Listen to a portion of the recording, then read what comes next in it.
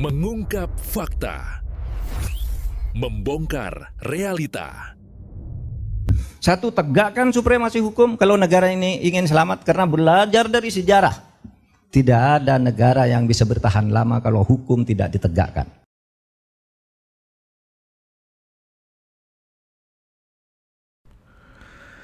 Selamat datang kembali di editorial Politik Realita, Sobat.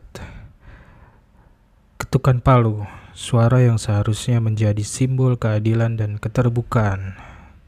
Tapi apa jadinya jika ketukan itu terjadi di tengah keheningan malam, saat mayoritas dari kita terlelap mengesahkan sebuah aturan yang berpotensi mengubah cara kita hidup, berbicara dan berekspresi selamanya.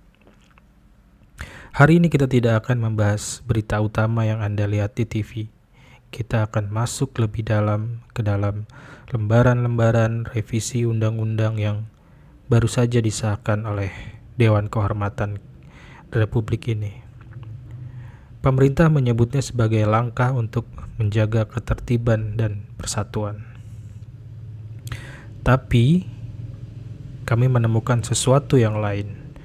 Di antara ratusan pasal tersembunyi beberapa pasal yang bisa kita sebut saja pasal siluman. Kenapa disebut siluman? Karena ayat-ayat karet yang multitafsir yang jika disalahgunakan bisa menjadi senjata paling berbahaya untuk membungkam kritik dan melenyapkan privasi Anda. Ini bukan lagi soal politik, ini soal keamanan dan kebebasan kita sebagai individu. Mari kita mulai. Tujuannya terdengar mulia. Siapa yang tidak ingin ruang digital kita bersih dari hoaks dan ujaran kebencian? Siapa yang tidak ingin negara kita ini aman, tentram dan damai dari perpecahan? Semua orang bebas berekspresi, berpendapat. Undang-undang ini diibaratkan sebagai pedang untuk menebas semua ancaman itu. Tapi masalahnya, pedang ini bermata dua. Di tangan yang salah, definisi hoaks bisa diperluas menjadi informasi yang tidak disukai penguasa. Definisi mengganggu ketertiban bisa menjadi semua bentuk protes dan kritik. Dan disinilah pasal-pasal siluman itu mulai bekerja. Mari kita masuk ke ancaman pertama dan yang paling personal. Privasi Anda. Mari kita lihat pasal 11 2A dalam undang-undang yang baru. Perhatikan frasa kuncinya, pencegahan dan dugaan awal yang cukup. Ini sangat berbahaya. Di antara aturan sebelumnya, penyadapan membutuhkan izin pengadilan yang ketat. Sekarang, frasa ini membuka celah interpretasi yang sangat lebar. Dugaan awal bisa berarti apa saja. Apa artinya ini bagi Anda? Chat pribadi Anda di grup keluarga, diskusi Anda dengan rekan kerja, keluhan-keluhan Anda tentang pemerintahan, dipesan langsung di media sosial, bahkan riwayat pencarian Google Anda. Semua itu berpotensi diakses tanpa Anda sadari, dengan dalih pencegahan. Ini adalah kemunduran besar bagi hak privasi. Tanpa pengawasan yudisial yang ketat, pasal ini bisa menjadi alat represi massal. Siapapun yang dianggap vokal atau kritis bisa menjadi target pengawasan dengan justifikasi yang sangat subjektif. Privasi bukan lagi hak, tapi menjadi kemewahan. Jadi saat Anda mengetik pesan berikutnya, ingatlah, mungkin ada mata lain yang ikut membaca. Ini adalah kematian privasi secara perlahan-lahan yang dilegalkan oleh hukum di Republik ini. Ancaman kedua adalah pembungkaman kritik. Ini adalah serangan langsung terhadap jantung demokrasi. Kita lihat pasal 28B ini. Kita lihat lagi-lagi sebuah pasal dengan definisi yang kabur. Apa batasan antara kritik tajam dengan menyerang kehormatan? Apa sebuah meme satir tentang kebijakan seorang menteri termasuk menyerang kehormatan? Bagaimana dengan artikel investigasi yang mengungkap kegagalan sebuah lembaga negara? Pasal ini menciptakan apa yang disebut chilling effect atau efek gentar. Orang-orang termasuk jurnalis, aktivis, dan Anda sekalipun akan berpikir 2 kali sebelum menyuarakan kritik. Bahkan yang sekarang zaman sudah berubah. YouTube sudah melahirkan banyak podcast yang Anda bisa pilih sendiri informasi apa yang ingin Anda dengar. Bukan karena kritik itu salah, tapi karena takut laporannya dipelintir menggunakan pasal karet ini. Kebebasan berpendapat secara digital itu sudah hal yang terjadi di era modern ini. Itu adalah vitamin bagi demokrasi. Orang-orang banyak menyebutnya sebagai demokrasi digital. Dan pasal ini secara efektif adalah racun yang membunuh vitamin itu secara perlahan. Tujuannya bukan untuk memenjarakan semua orang, tapi untuk membuat semua orang takut. Dan rasa takut adalah penjara yang paling efektif. Sekarang kita bisa lihat beberapa hal berita yang semakin mengkhawatirkan.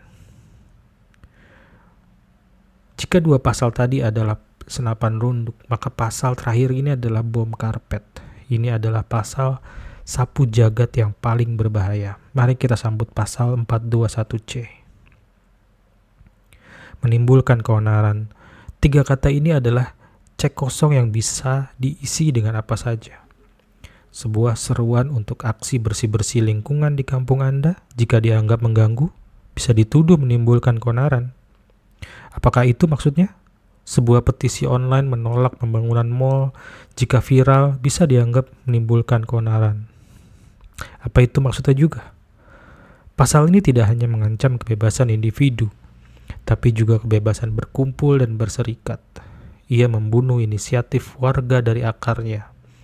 Ia memberikan kekuasaan yang luar biasa besar kepada aparat untuk menafsirkan mana kegiatan yang aman dan mana yang berpotensi onar.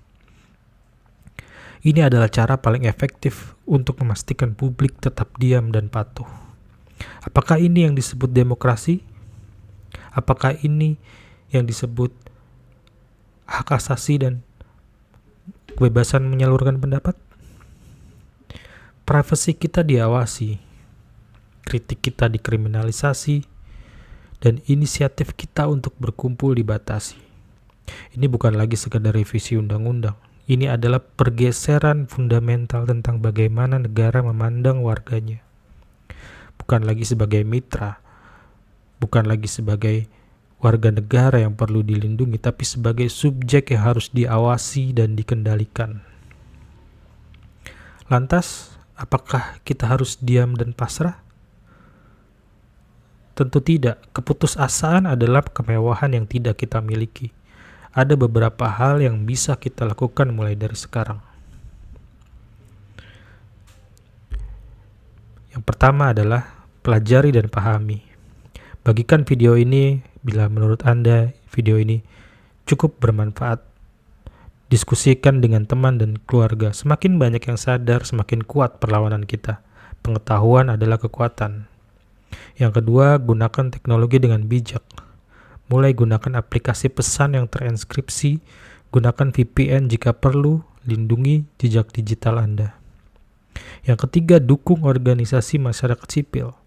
Dukung kerja teman-teman di LBH, SafeNet, Kontras, dan lembaga lain yang berada di garis depan memperjuangkan hak-hak sipil kita. Mereka adalah benteng pertahanan kita sebagai negara demokrasi ini. Yang keempat, jangan takut untuk bersuara. Gunakan kekuatan kolektif. Teruslah bersuara di ruang-ruang yang aman. Jangan biarkan efek gentar itu menang. Lagi-lagi, sobat, demokrasi dan kebebasan bukanlah pemberian. Keduanya harus dirawat dan diperjuangkan.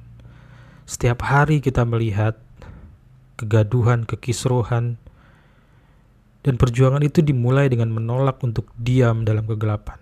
Jadi pilihannya adalah Anda mau diam, melihat, menonton saja, dan pasrah dengan keadaan, atau Anda bersuara menyuarakan pendapat Anda.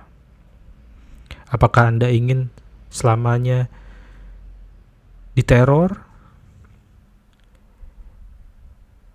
Semua tergantung pilihan Anda, sobat. Terima kasih telah menonton editorial Politik Realita. Apapun pendapat Anda tentang undang-undang ini, pasal mana yang paling mengkhawatirkan Anda, mari kita mulai diskusinya di kolom komentar. Tetaplah menjadi kritis. Tetaplah berani dan jangan lupa like, subscribe, dan nyalakan notifikasi. Sampai jumpa di editorial Politik Realita berikutnya.